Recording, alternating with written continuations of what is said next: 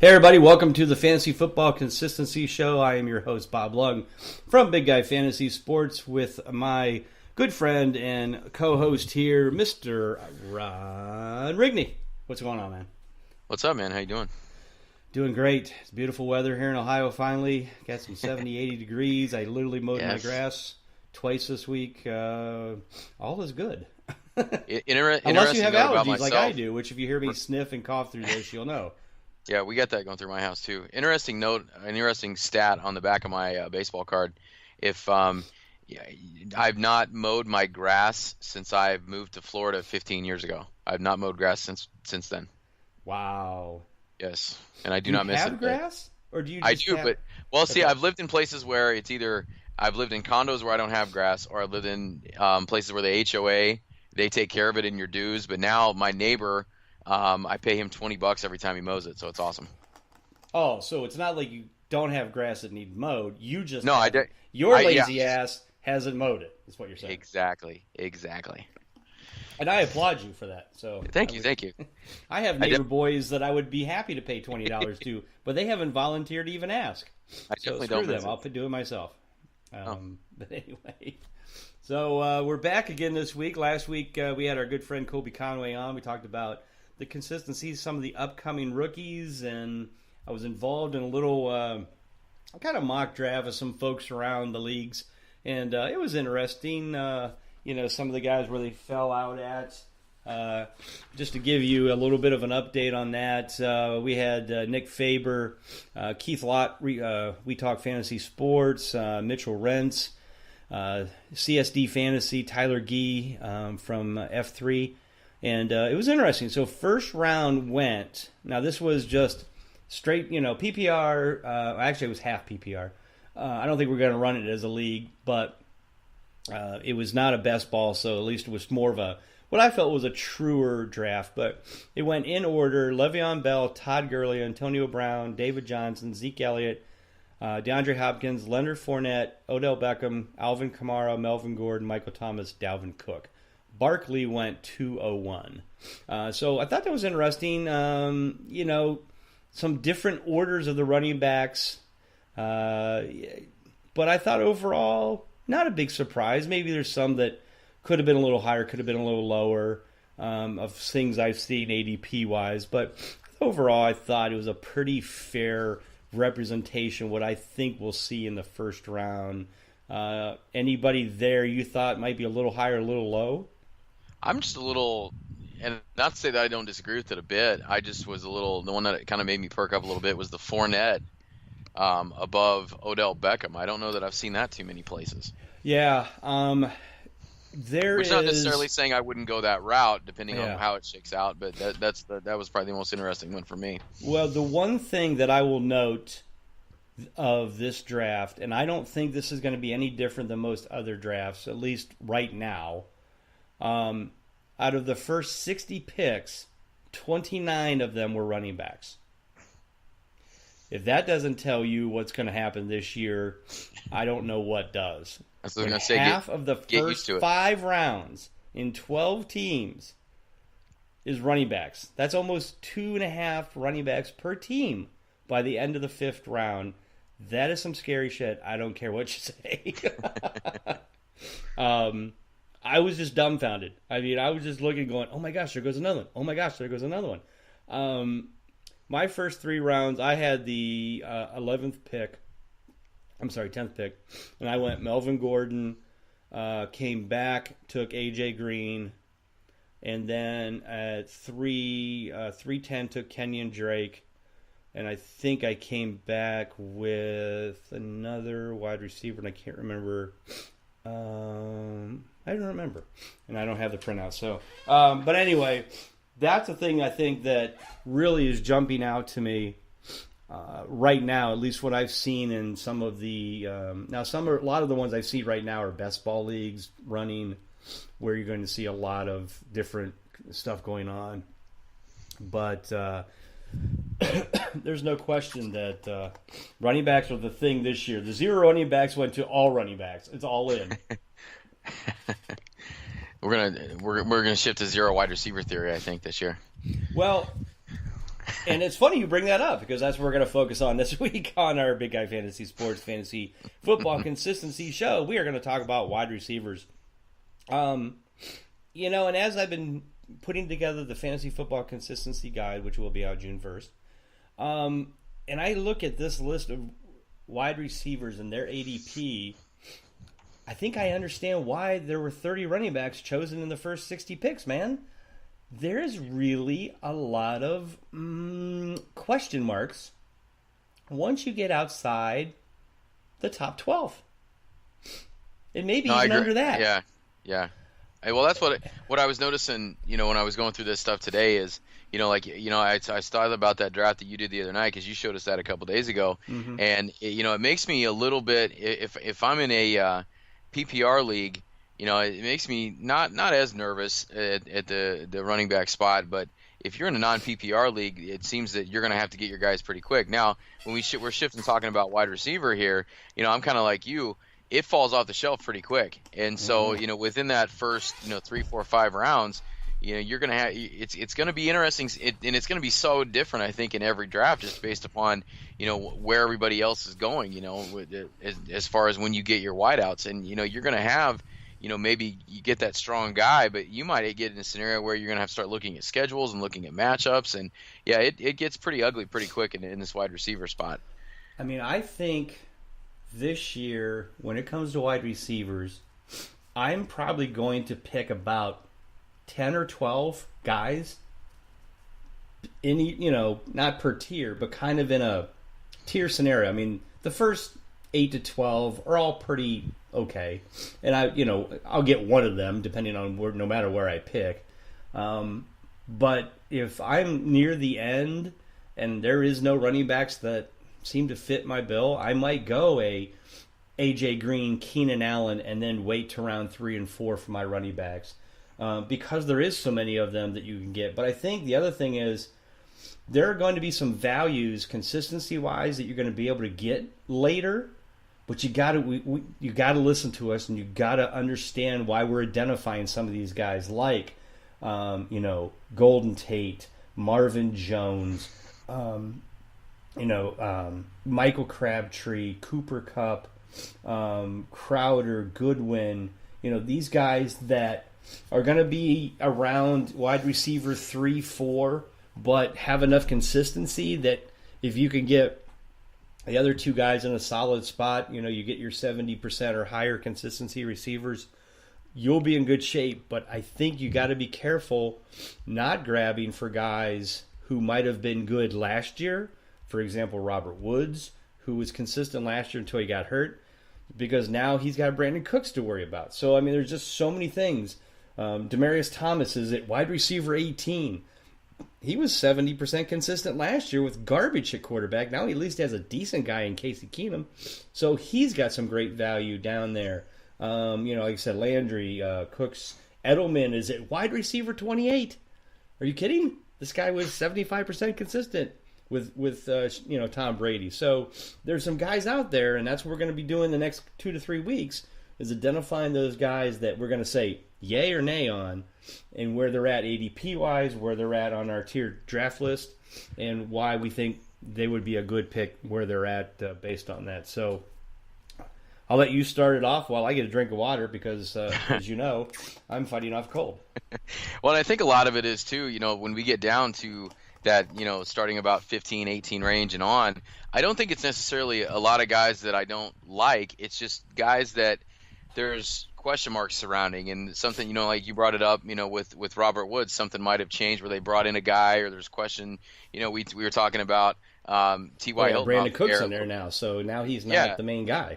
Right. So, I mean, it's not necessarily I don't like the talent of these guys, or I don't think that some of them can produce, but you have to just kind of make sure you're looking at the big picture and not just that guy, but also, too, you can't chase last year's production because of that as well. I feel like I feel like when we were going over these positions this year, there's more question marks than I can remember last couple seasons previously, with just guys coming in and out and trades and draft. And so anyway, with that said, we'll kind of move on here. And so just to let everybody know, we're looking at the ADP here from footballguys.com.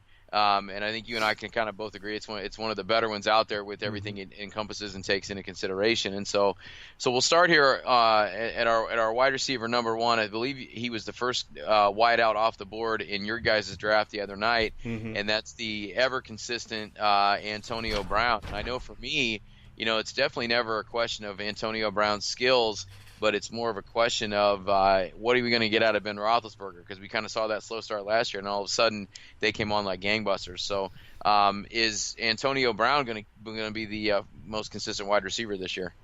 I mean, I would have no problem. I mean, the next guy in line, and I think we can honestly talk about these guys almost as 1A and 1B, and that's DeAndre Hopkins is at number 2 wide receiver.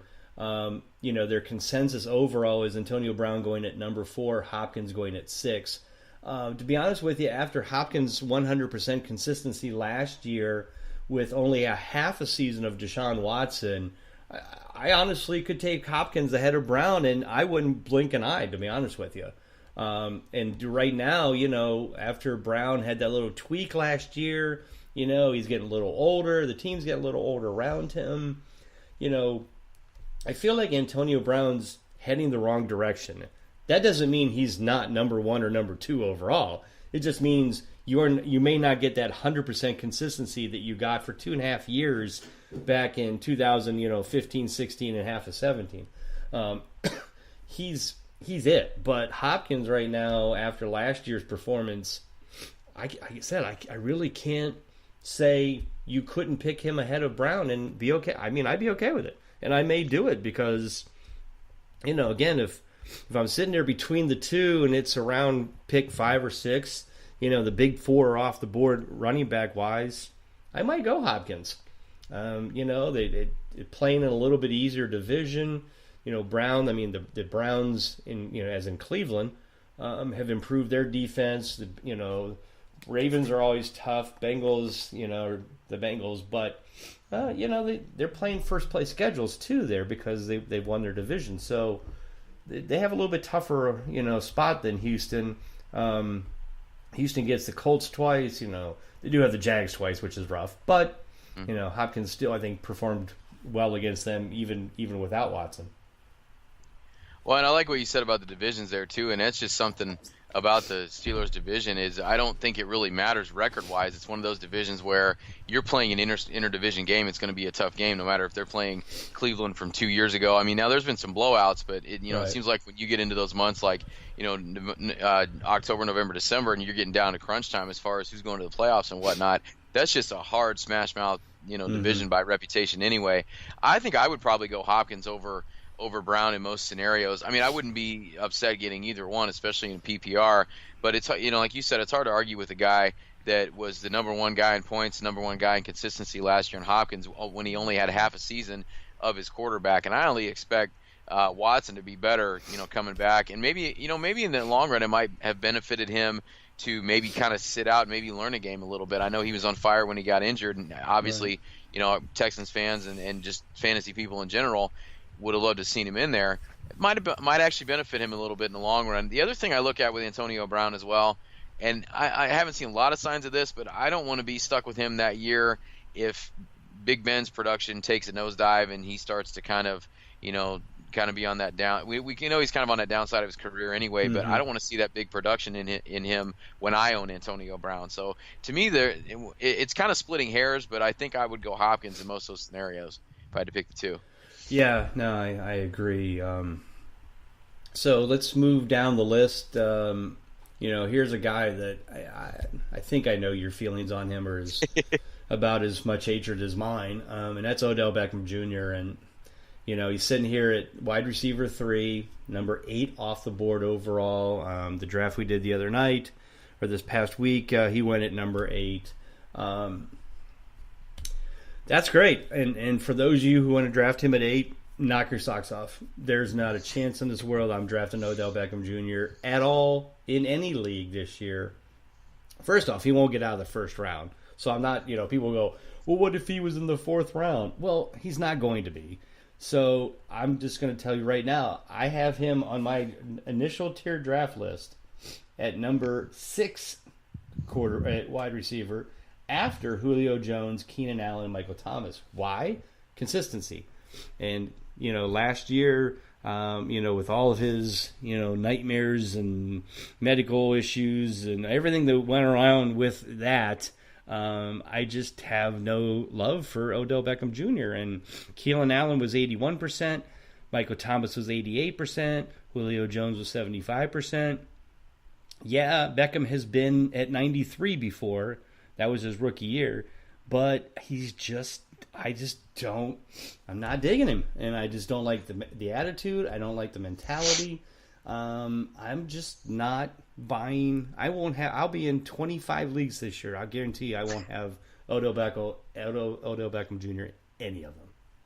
Well, I never had him in any other league until last year, and he's normally a guy that I'm not looking to target. But in my biggest league, it got to me in the first round, and it's one of these local home leagues, so people are doing a little bit different things than the guys that you were mentioning in the drafts that you do the mocks with, and the guys that we kind of correspond with. And so it went a little differently than I thought. He was sitting there where I picked. It was pretty good value, so I'm like, what the hell, I've never had this guy, I'll take him. Of course, I get him in the year where he plays in a grand total of 4 games, scores me 3 touchdowns, and that just adds to the resentment, and that adds to why I'm butthurt about him. But the thing about him is you mentioned the attitude, and I will say I do like how the Giants offense is shaping up, and I think it really will help Eli Manning out to have, if everybody stays healthy on the outside. He's got Evan Ingram, he's got a stud to hand the ball off to. They upgraded the offensive line. We've talked about all this before.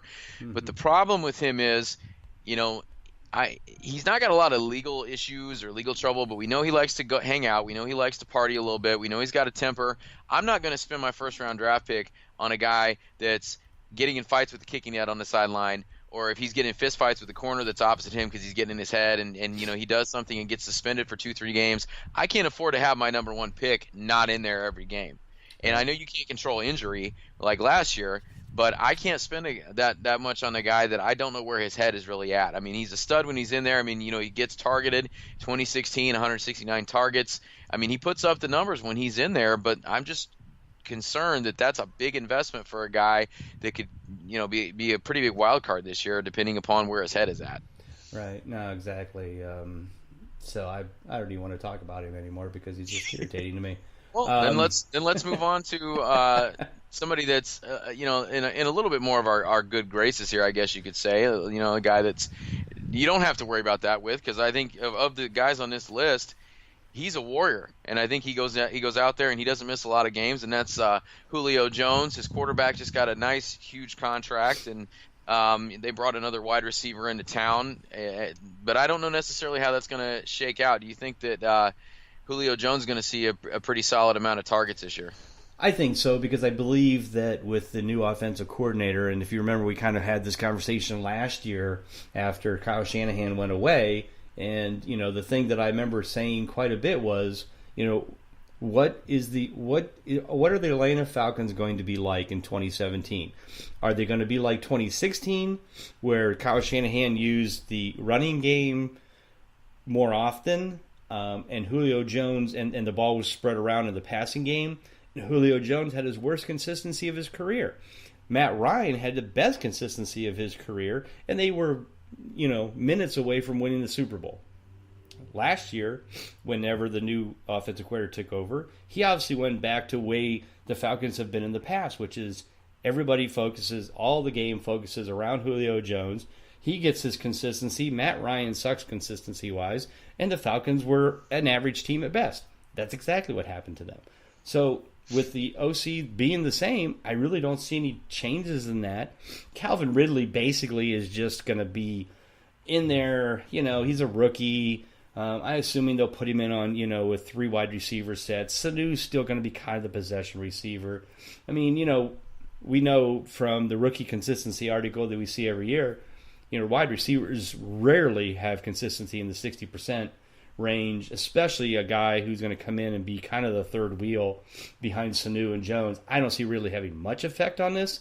I think he'll have his moments. He might get a big catch or 2 here or there.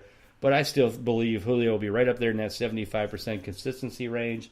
I don't think there's anything to worry about.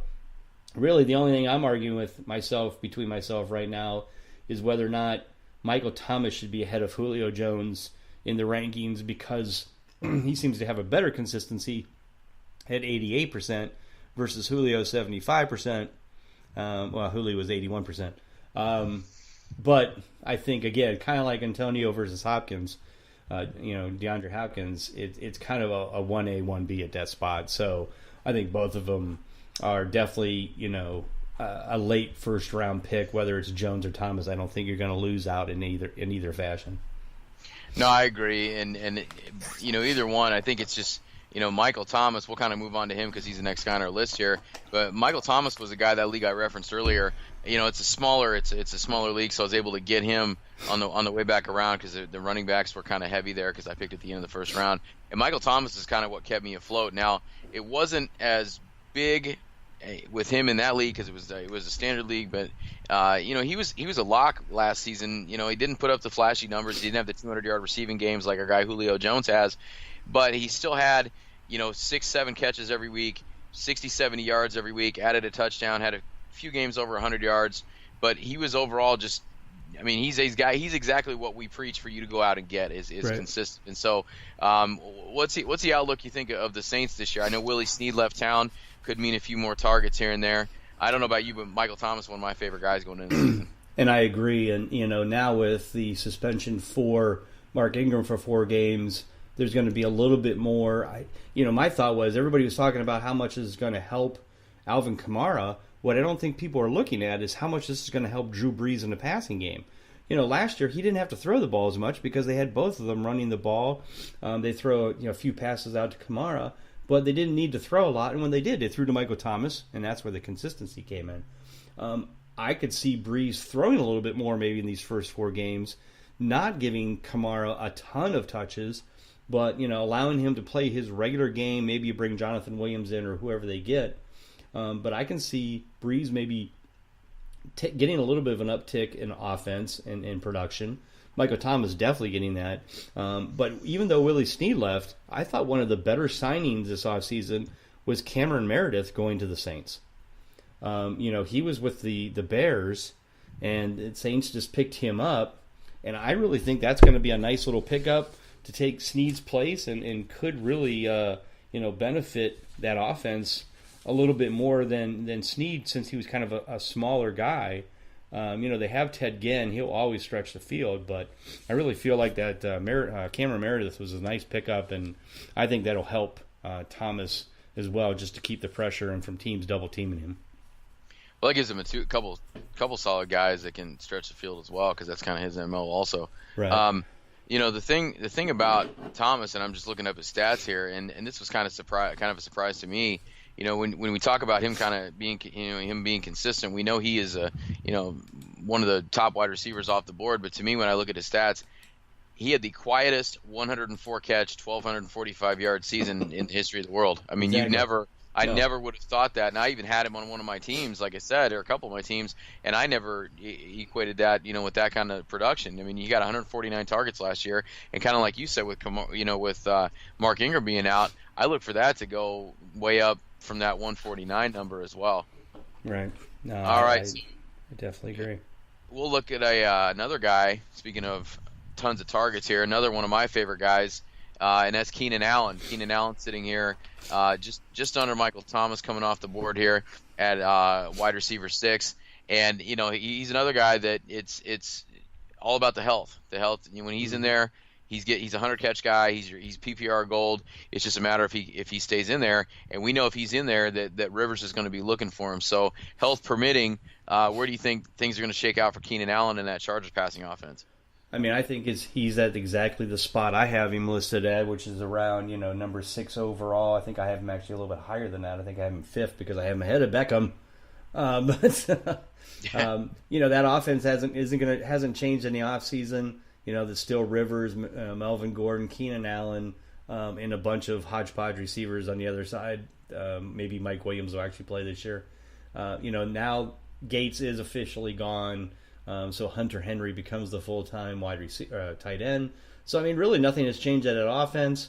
Their defense is average at best. They play in a kind of a high-powered offensive league with Kansas City, Oakland, and Denver there. Denver, I think, will be much better offensively, obviously, this year with Keenan Allen, or Case Keenum. So, I really think this is the exact spot for Keenan Allen. I don't think he's overvalued, undervalued. I think that's exactly where you want to get him, somewhere in the mid second round as your wide receiver one, and you'd be very happy with that. I mean, I could argue that A.J. Green and him are kind of like, again, like Brown and Hopkins and Jones and Thomas. I think Keenan Allen, A.J. Green, and they are ADP-wise 15 and 16 here. I think they're swappable. I mean, I think you can argue either way. Keenan Allen, like you said, last year was 81%. A.J. Green was 75%. I mean, that's only one clutch game difference. So, I think that either one of these guys are a great pick and a good value. I mean, they're a good value. They're a fair value. I mean, that's exactly what you expect to pay for them, and I think they're certainly a good, consistent wide receiver one for your team to get started with if you go with a running back in the first round. I think of those three guys, for me, I like Thomas and Allen equally. I'm happy with both of them on my team. I'd have to put Green third there just because, and I like his game too. I like having him a lot on my team, but he's a guy that I don't know if I necessarily trust Andy Dalton all that much. He's got the shakiest quarterback to me of those three. I mean, based on targets, that he's going to get the amount of targets. It's just the guy slinging them that I don't fully trust there in Cincinnati. So I guess anything to add since A.J. Green's the next guy on our ADP here at wide receiver number 7? A.J. Green last year, surprisingly, even though he ended the year 10th in total points, which is probably one of his lowest in years in total points, he was still 75% consistent with an offensive line and they fired their offensive coordinator after week 3? Mm-hmm. Their offensive line was horrid. And yet still A.J. Green put up decent, consistent numbers below his numbers normally, but still at a wide receiver one with an improved. They got 2 new guys, I think, in the draft, offensive line wise. They got a new OC there. After that, seemed to pick it up a little bit. I think I can see the Bengals kicking it up a notch this year. Mixon being a little more involved. He struggled. The line struggled, which was just really the whole reason. Yeah, Andy Dalton is Andy Dalton. I mean, to me, Andy Dalton is no different, though, than any of these other kind of half guys like Alex Smith and, whoever. Sam Bradford. I mean, they're all the same. They're ball managers. They don't do anything wild and crazy, but they don't make a ton of mistakes when they have proper protection and they have the proper offense around them. You got to remember, a few years ago, Dalton was like top 5 in consistency when that team was clicking offensively with everything that they had. They had a great offensive line. They had, Hill and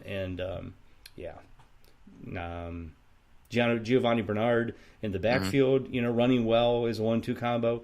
And that one year he was 5th in consistency. So he has the talent. He just has to have the talent around him, which he didn't have last year. So for Green to do as well as he did, I think Green is, I won't say undervalued, but in the past where he might have went in the first round, I think you're going to get, I think you'll be back up in that strong wide receiver one value that he was a couple years ago.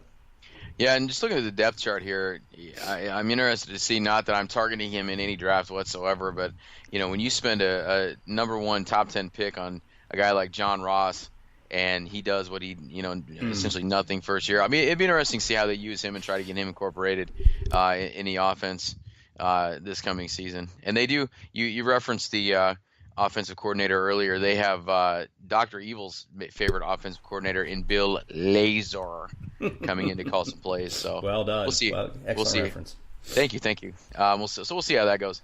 But like I said, of those 3 guys, A.J. Green, I don't know if I dare call him a consolation prize, but if I don't get my first 2, I'll be more than happy to get A.J. Green.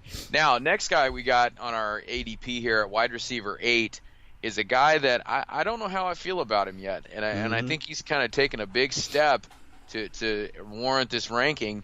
And I don't know. I don't know if I'm all aboard this hype train. So we got here at wide receiver 8, Green Bay Packer Devontae Adams, who's going to have to step up and bring his A game, his wide receiver one game with the departure of Jordy Nelson. So, based upon what we have, ranked over here on our consistency list and ADP, it doesn't quite match up. So, what say you about Davante Adams? Well, I think Davante Adams has to prove to me that he's worth being the wide receiver 8 overall, and to this point, I don't think he has. Now, I was writing the profiles, for the wide receivers, and this is kind of how I wrote it up. It was like Adams has been a solid number 2 receiver for the past 2 seasons with Jordy as number 1. Jordy's gone, so Adams becomes number 1. Can he, handle that? We got to remember, last year he had 2 concussions during the season. He missed 2 games. He was 64% consistent in 17, 63% consistent in 16. So that's not bad. He ranked 20th and 22nd. So he's a good, solid wide receiver too with Jordy Nelson aboard. The problem is that, without Nelson, can he take his numbers to that 75%, which is where you need to be for a wide receiver 1? I just don't know if I can take that chance in, the middle of the second round, when there's guys like Mike Evans I feel a little more comfortable with, Doug Baldwin, Thielen, Tyreek Hill, Larry Fitzgerald. All those guys have proven they can handle the number 1, can put up the 75% consistency. Davante Evans hasn't proven that yet, and for that reason, I'm out. Well, and I'm not denying that he doesn't have the skills to do it. I think he does.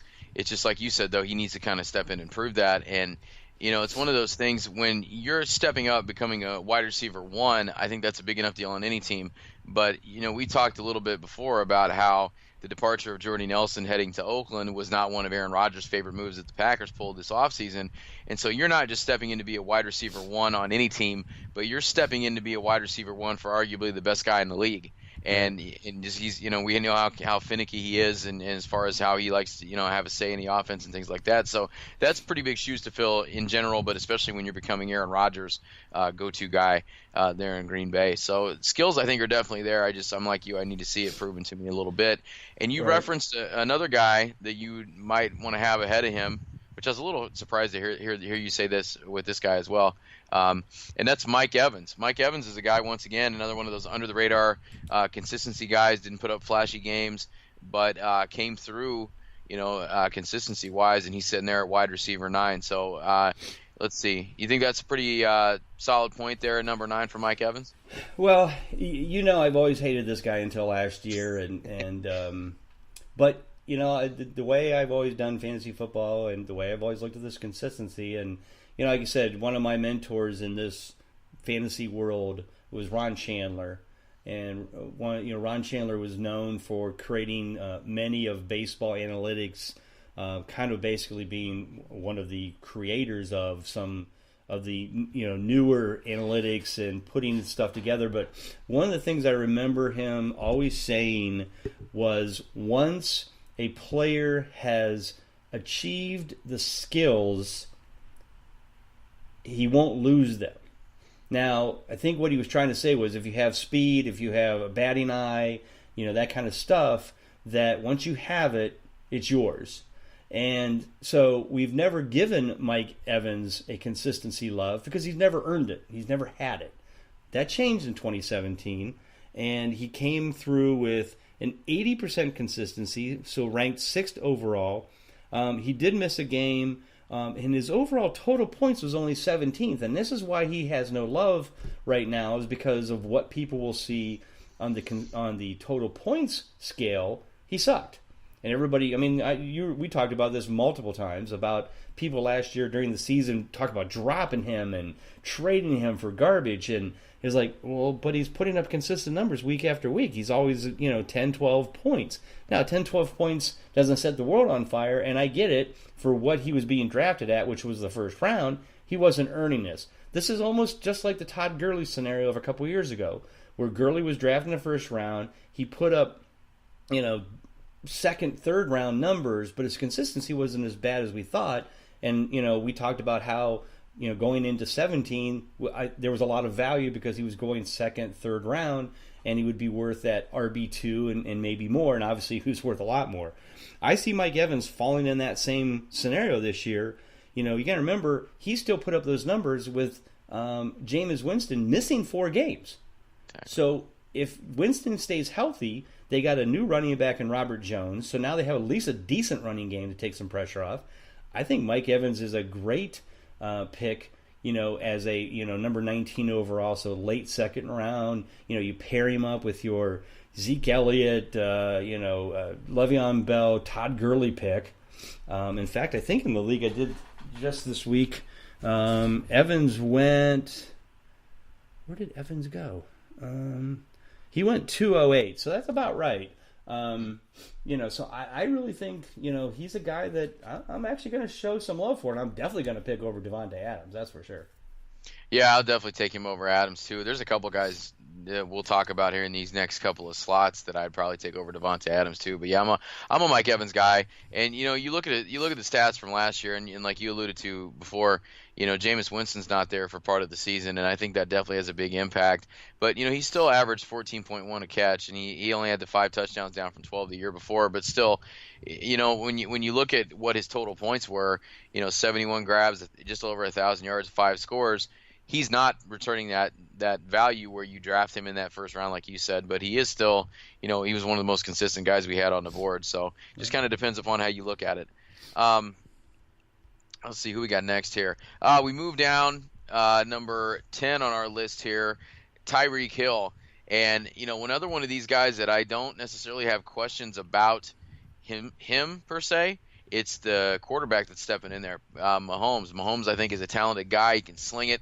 It's a matter of just kind of seeing where his head is at as far as learning the game and just, he hasn't got a lot of experience starting. So they're at wide receiver 10, Tyreek Hill. We said we're taking him ahead of we said we're taking Mike Evans ahead of Devontae Adams. You taking Tyreek Hill ahead of Devontae Adams?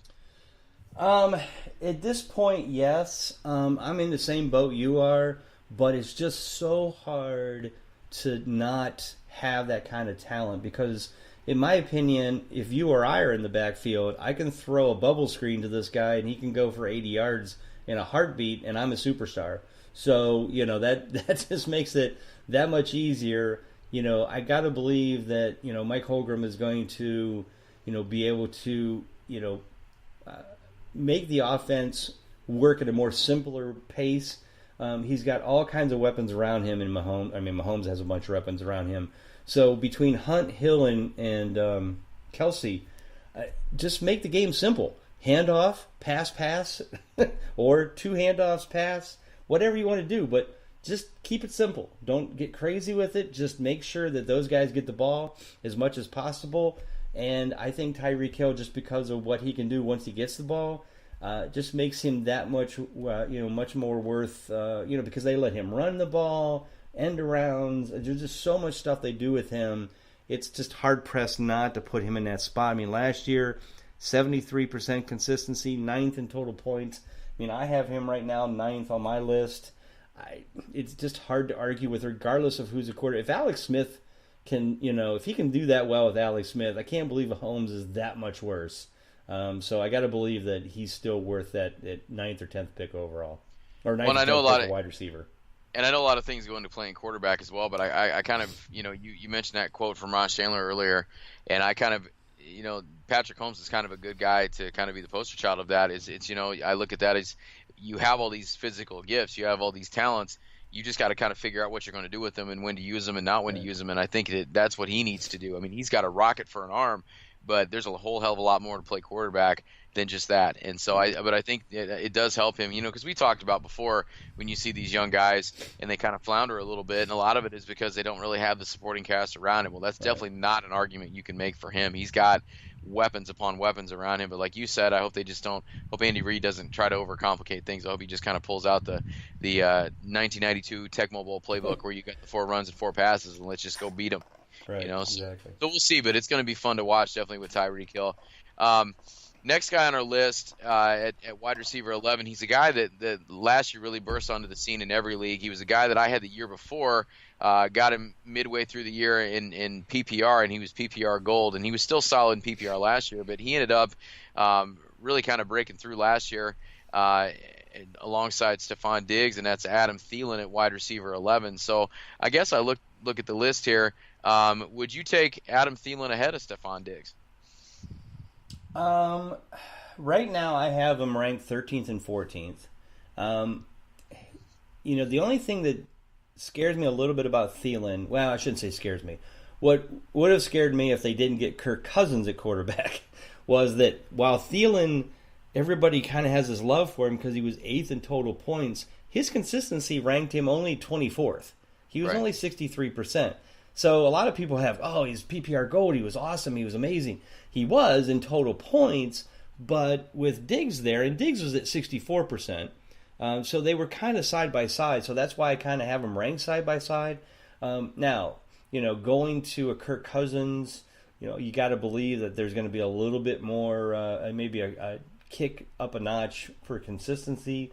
On the other hand, the running game is going to come back with Dalvin Cook again, so will they be throwing less? We don't know. So, this group here in this wide receiver 11, 12, 13, 14, kind of this spot right here, this end of wide receiver 1, early 2, I think there's going to be a lot of movement up and down in my thought process during the summer. Like I said, right now I have Thielen at 13, Diggs at 14. The guy that is next on the list is who I actually have at 12. But, again, even that scenario is kind of looking ugly because there's nobody there in Seattle to take any pressure off Doug Baldwin. And unless they get another good, decent wide receiver, too, other than Tyler Lockett, he could get double teamed and he could be in trouble. So, like I said, there's some question marks. And this is where, when we were talking earlier, where I said it gets a little ugly after you get kind of past the top 10. This is where it's starting to get a little ugly. It seemed like in this range is where I might have to start my coin flips as far as who I'm going to take in the drafts. I think between those two guys, if it shakes out with the ADP that we've got in front of us right here, we'll talk about him a little bit later on. I won't reveal where he's at, but I might just wait and get Stephon Diggs a little bit later if I can wait maybe a round or round and a half later on, because I do think that where we've got him on our tiers is right on. I think the consistency is going to be very similar like it was last year. I think the production is going to overall be similar, which if you can get either one of these guys, I don't think you're going to be doing too bad, but I think I might wait a little bit. Now, next guy that we got on the list, wide receiver 12, guy in Seattle, Doug Baldwin. And Doug Baldwin became a little bit more of an intriguing name today for this discussion tonight because I read where Brandon Marshall is visiting Seattle to maybe potentially sign out there. And then I heard the name, a couple of people are saying that Dez Bryant should follow him out there as well. So that'll be kind of an interesting thing to watch. I don't know if necessarily either one of those guys is really going to affect Doug Baldwin so much, but I don't know about you, but there's a lot of things in Seattle that scare me away from taking Doug Baldwin as my wide receiver 12. Yeah, no, I mean, if this guy, again, we're still in wide receiver 1 country as the number 12 wide receiver off the board, and it's, Baldwin last year, again, kind of like Mike Evans, for the first time in his history, went over 75%, actually hit 75% consistency, ended the year tied for 10th in consistency, which was his first time ever as a wide receiver 1 consistency-wise. He was 14th in total points, but, they had Jimmy Graham there, they had Paul Richardson there, so there was, at least some decent weapons, and they had but they didn't have much of a running game. But I feel like, man, who's going to protect Baldwin? Yes, they got maybe a good running back in Rashad Penny. Now, on the other hand, there's one thing that Russell Wilson does very well is keep plays alive and get the ball to Doug Baldwin. That may happen more often than not this coming year, but I believe they have to get somebody. I don't know if Brandon Marshall's the answer. He couldn't do much of anything in New York, so I don't know how he could magically become that great at 34 years old in Seattle, but stranger things have happened. Dez, to me, may make more sense, at least from a talent standpoint, but it's hard to tell. But again, this is another one of those where I'm sitting there, and if I have a decision between Doug Baldwin and my running back 2, I might be going running back 2 and wait till later to get my, wide receiver 2. Hopefully I have my 1 by then, but if not, I'm definitely going to wait because I don't think I want Doug Baldwin to be my wide receiver 1. No, and I'm kind of with you on the Brandon Marshall thing. That was kind of a head scratcher to me, especially with all the other needs that you have. But at the same time, though, as I thought about that a little bit more, it's not like you can just go out and sign offensive linemen or talented tight ends off the street. So, I guess if they think it's going to help them out, but I don't think it's going to eat into Baldwin's production a whole lot.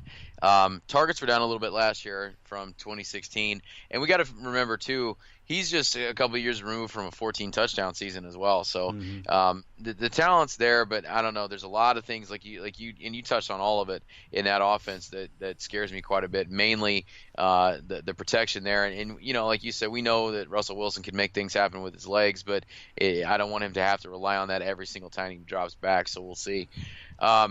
Moving on here, another guy near and dear to my heart here that I'm not expecting a whole hell of a lot out of, and this wide receiver 13 number is extremely generous in my eyes, as much as I do want to be a homer pick here, and that's my boy for the Colts, T.Y. Hilton, and we were talking about him a little bit off the board, off the air a little bit before we went on here, and it's one of those things that we talked quite a bit about Andrew Luck, and I follow the Colts, and I listen to Jim Irsay, and I listen to Frank Reich, and I listen to Chris Ballard, and it's just a lot of smokescreen, and to me that's not a good thing, and it's especially not a good thing when they can come out and say he's not throwing a normal sized football yet, and so that really I don't know, until I see Andrew Luck healthy throwing a football, there is no way in hell I'm drafting T.Y. Hilton as a wide receiver 13. Not gonna pick. I think he's overall pick number 30.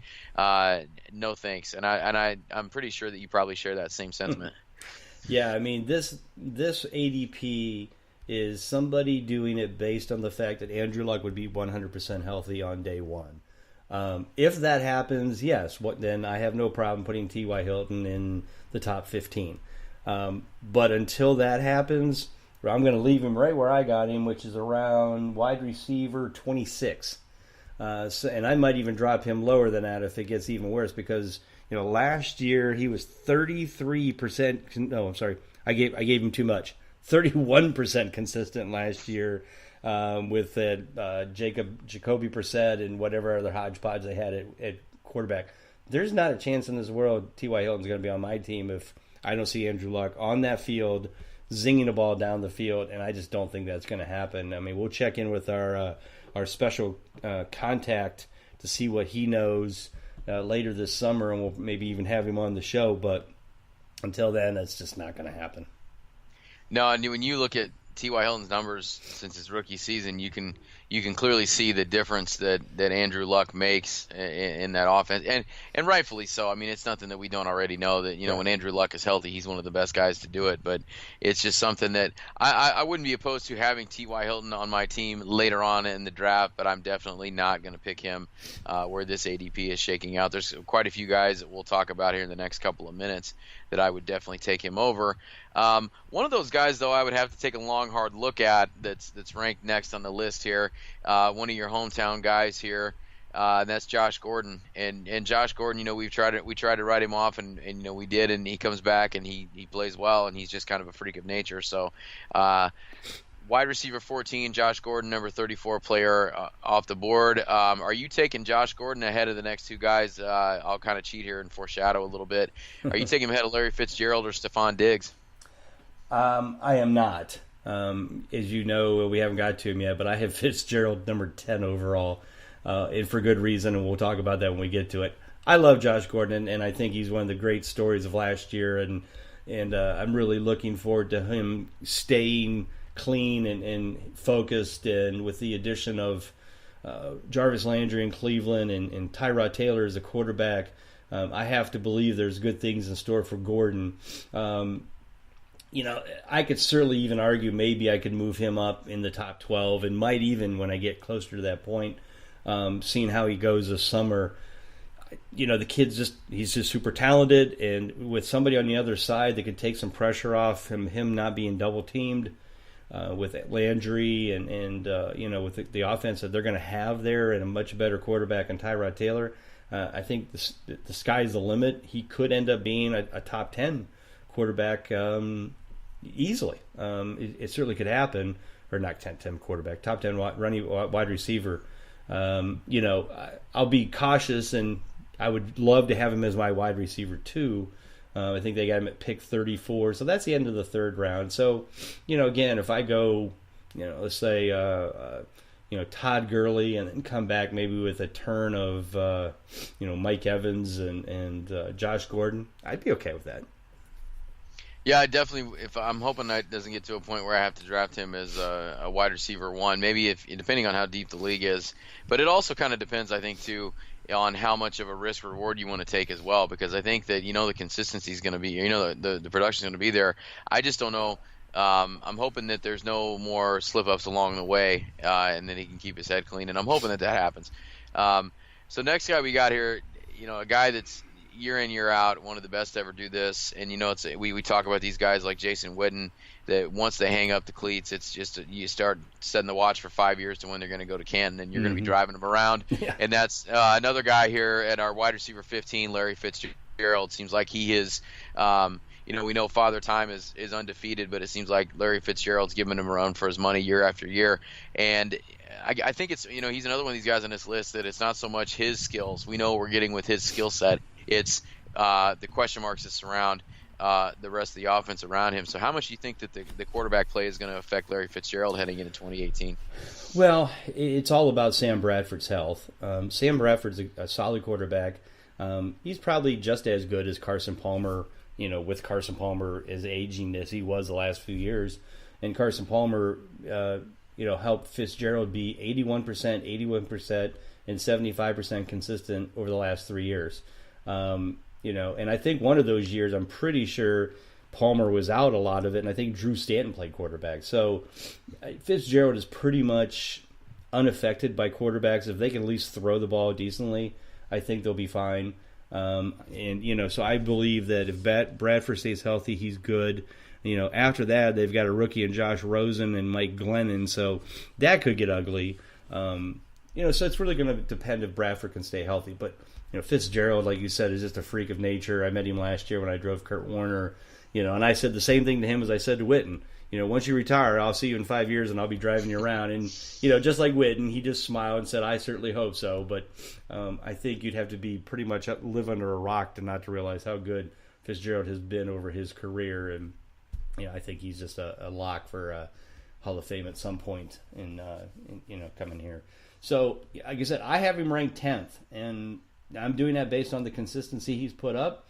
I don't see that changing. David Johnson will be back, so the offense will be back to normal from a running game standpoint. I just don't see how Fitzgerald cannot be right up there in the top 10 like he's been the past 3 straight years.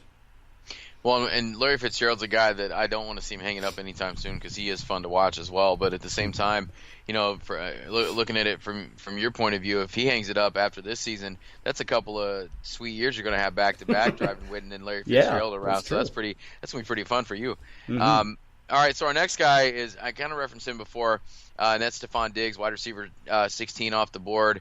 And, I talked a little bit about him, comparing him to Adam Thielen, and the consistency and the total points are fairly similar. But like I said, I think I'm willing to wait on Diggs here a little bit, especially now that we know that the quarterback position is solidified with Kirk Cousins in town. So are you taking Thielen earlier, or are you waiting on Diggs here a little bit? I mean, I like to wait on Diggs. I mean, the thing about Diggs last year was, he was 19th in total points, but he missed 2 games. There was certainly, and I think he struggled a little bit at the beginning with Case Keenum. I think Thielen was more Case Keenum's type of player. I think he was more that possession. And if you noticed, Keenum early in the year was more Kyle Rudolph and Thielen. And then at the end of the year, in fact, I think if I look at the bye week, Thielen started off, where he had 8 of his 10 clutch games over the first 11 games, where Diggs only had 3 in that time frame. At the end of the year, it almost went the opposite. Diggs went 5 of 6, actually 6 of 8 over the last 8 games, and Thielen went the opposite way. So I feel like, it took a while for Case Keenum to kind of get in sync with Diggs, and I think a lot of it has to do with Diggs is more of that speed guy, where Thielen's more the possession guy.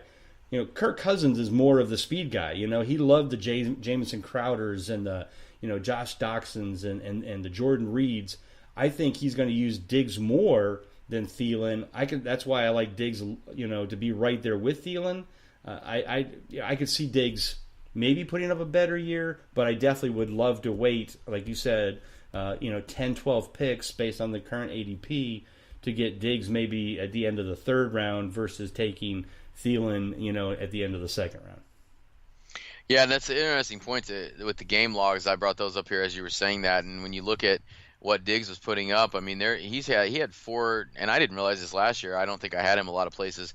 He had 4 double-digit catch games last year, and then he had a couple where he had 8, 9, and 91 yards, 113 yards. So he had some nice games, but he also had a few where he just kind of fell off the map a little bit. And so, when you average it all out, the consistency is definitely there in the 60% range. I'd like to see that go up a little bit, but overall, I love Kirk Cousins. I love the fit with him going there, and I like any of these guys. Either one of these guys, and especially you throw Kyle Rudolph in there as well at tight end when we get to that point. I like their passing game going into this season quite a bit.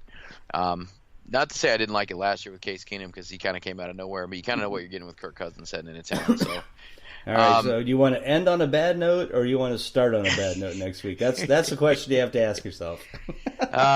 You know what? Let's go ahead and just get this guy out of the way. All right, that's a good idea. Fresh next week, we'll come back. Let's get this guy out of the way. So, anyway, you can kind of tell the next guy that we're gonna talk about here, Amari Cooper. Not a guy that we're super high on. In terms of consistency. And so he's sitting here at wide receiver 17. We know that Jordy Nelson coming to town. We know Michael Crabtree has moved on to other things. And so, kind of like we've said with a couple of these guys here, I can actually see quite a few guys listed in this ADP after Amari Cooper that I'm way more interested in. What about you there, Bob? Yeah, I mean, I think we talked about Oakland's offense with John Gruden last week when we were talking about running backs with him bringing in Doug Martin. They brought in Martavius Bryant, a wide receiver. I mean, how many head cases can we have on one team? I mean, you get rid of Michael Crabtree, and then you bring in Martavius Bryant. I mean, come on. It is the Raiders, though. It is the Raiders. Yeah, and so I'm really worried about that offense. Again, Mari Cooper is going to be kind of like Odell Beckham. There's no chance in this world he's going to be on my football team, any of my fantasy teams. There's just so many other guys around him that I would rather have, not only before or after in this list. So I just can't do it. I mean, last year Carr was semi-healthy, but Cooper's numbers were, 35th in total. He only missed 2 games. And that's the amazing part is people looked at his numbers, and I think a lot of people might have thought, oh, well, did he miss half the season? No, he just sucked. Last year he had 35th in total points, 7 of 14, 50% consistency, which ranked him 46th. That's not even in the wide receiver 4, barely in the wide receiver 4 bracket. And I don't know how they can every year put this guy up in, wide receiver 17. Actually, this is the worst I've ever seen him. Last year, he was in the top 10, if you remember ADP-wise going into the year. And then I said, don't do it. Not because I didn't think he might be a decent wide receiver. I just didn't believe he was a first-round guy or a wide receiver 1. I just don't see him as wide receiver 2, and that's where he's sitting at here. I just can't do it. I just don't see that. I think that Raiders offense, that Raiders team is just going to be a mess. And, again, for that reason, I'm out. Like we've alluded to the past few weeks, so it is going to be fun to watch, not from a fantasy standpoint, but just from a football fan standpoint in general, right. Just to see the circus is going to take place. They should do hard knocks there. Well, that, and they're taking. Well, I'm hoping they might wait until they go to Vegas to do Hard Knocks. I think Vegas Hard Knocks Raiders. That'll be some definite primetime must-see TV. So. Yeah, there you go. All right. Well, I think we got a good group of people. I think we've identified our I think of most of these guys. I think we have a very consensus like or dislike, and I think that's what's important, is for everybody to kind of, as they're listening to shows, as they're starting to follow ADPs, follow the tier draft list once it comes out with the book at the end of the month. Keep an eye on this, because I think you really have to focus on the ones that we're saying yes and the ones that we're saying no. They are definite yeses and definite nos. Now, there's some maybes in there. The Josh Gordons, the Baldwins, and that kind of stuff. But most of these guys, I think, almost every time you and I are yep or nope, and it's not even an argument. So I think that's what again, we want to focus on, and we'll focus on more of these guys next week. We'll be hitting numbers, wide receivers 18 probably to about 28, 30, let's say, and and when maybe in the third week we'll get the rest of them. But I think everybody just needs to kind of understand that the wide receivers are a little bit more dicier than normal, especially with all the all the running backs that are going off the board early. You want to make sure that you get the best ones to kind of mix in with those good running backs. So, again, everybody, Ron, why don't you tell everybody where they can find you, where your baseball stuff is going on, even though you're not even coming close to my baseball prowess in the Couch Tomatoes League, where I'm dominating in first place. I think I'm like 8 games in first. It's not even fair. It really isn't. Just crushing this league so far. It's embarrassing for you guys, and it should be. Why don't you tell them where they can find you, though, writing-wise, so that you can help them out to get to be second or third place. Yeah, Bob Lung, definitely the Yankees of the Couch Tomatoes League, that's for sure, just obliterating everybody. I will say, though, patience has paid off in that league a little bit. I have started to kind of pick up the pace a little bit, so we'll see if I can make up any of that 8 games. But I'm not looking too optimistic, as I think I'm bitten by the injury bug yet again. That's week. Actually, I'll be honest with you, that's kind of been my luck. I've only got 2 guys injured, and it's Jacob. Well, it was Turner. Yeah, Justin Turner. But he was auto-drafted for me. So It's not my fault, but I'm keeping him because obviously he's going to come back and he's still a really good player. And then I just had DJ Lemieux on, but that's been my only injuries. So that's pretty good based on what everybody else has been going through. I know, and I hear every day on Sirius Radio about everybody who's hurt, and I go, man, I don't have any injuries. And so I guarantee you that's a reason why my team's probably doing pretty well. But, it'll come back. It'll bite me, I'm sure, at some point. And I'm just, you're talking about you've only got 2 guys injured. I would love to only have 2 guys injured at any given point at this time. So anyway, so baseball stuff, you can catch me over Fantistics doing the player analysis. I'll be in there. I got a couple of days coming up here in the next few weeks doing the nightly analysis there. So you can check that out. I'll be recording later on tonight the Fantrax Dynasty Baseball podcast and the Nasty Cast with the manliest man I know, Van Lee, and the Sasquatch chasing postman, Nathan Dawkin, in the great outdoors in the great north of North Dakota. And so catch me. And just football-wise, we're going to have I've been talking to my boy Colby Conway here. We got a couple things in the hopper that we're going to be doing as far as the consistency stuff coming up. So we'll be hashing that out in the next few weeks. And so and you can catch me on Twitter at @TheRealMade. Any questions, comments, concerns. I have started to tweet out a bobblehead of the week, so you can check out my bobblehead of the week. As you know, I'm a bobblehead enthusiast, so throw those out there. So yeah, catch me everywhere. Gotcha. All right. Well, you can find me, of course, at BigGuyFantasySports.com. Find me on Twitter at Bob_Lung. Notice my tweets today. I got invited to be in the Pros vs. Joes this year, which I was excited about that. I wasn't invited last year, and so I kind of swindled my way back in, which is fine. And also, of course, the Scott Fish Bowl, which will be coming up again this year. And what a great organization scenario that is that Scott Fish has put together.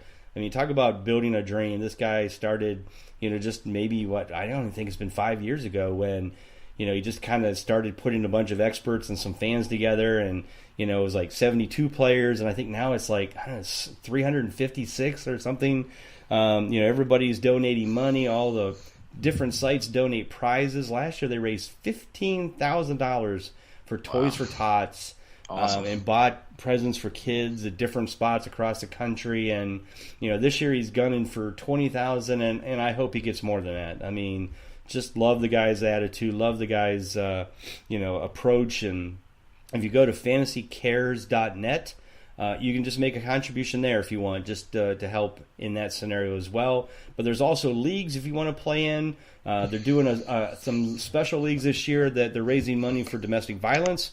So if you want to get in one of those, maybe I'll even start one. I know we did some last year where I would invite 12 people to compete against me in a best ball league, and the money all went to, I think it was the Toys for Tots last year, but I think they're doing some domestic violence, so maybe I'll try to get one set up and everybody can play against me. We'll do a couple of those as well. And then the winner gets like $50, and then the rest of the money goes to the organization.